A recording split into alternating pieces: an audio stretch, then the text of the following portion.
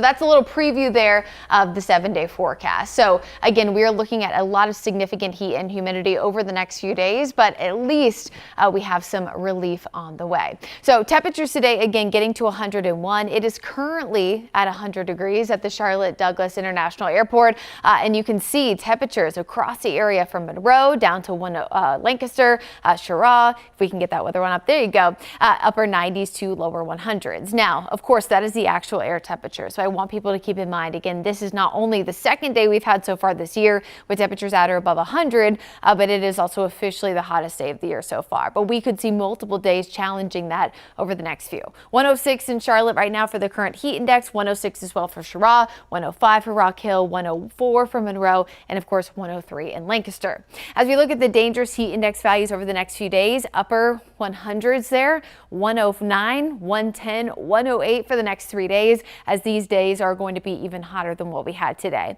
Wednesday, Thursday, we're still under those alert conditions, but at least conditions do start to gradually go down as we're not going to be quite as hot and quite as humid. But again, the difference between 110 and 105, it's 5 degrees, but it's a significant change.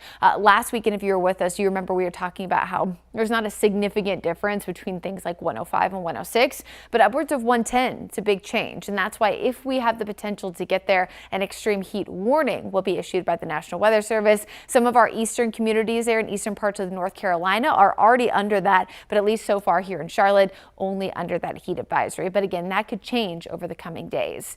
With high pressure overhead, really the center being closer to us tomorrow. That's the reason why I have tomorrow being the hottest and most humid day and into Monday. So those are the 2 days that you'll notice the temperature is the highest, not just the heat index, of course, but also the high temperature.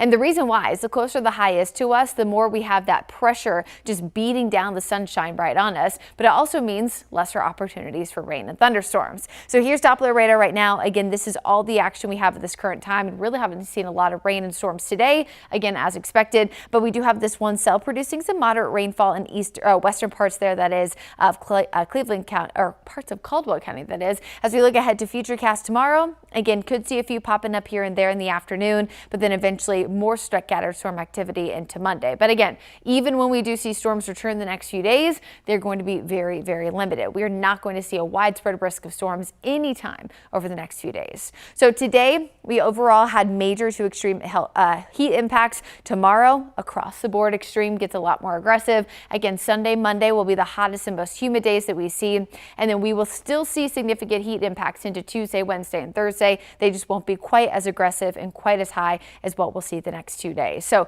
at least we have some of that slight relief to look forward to.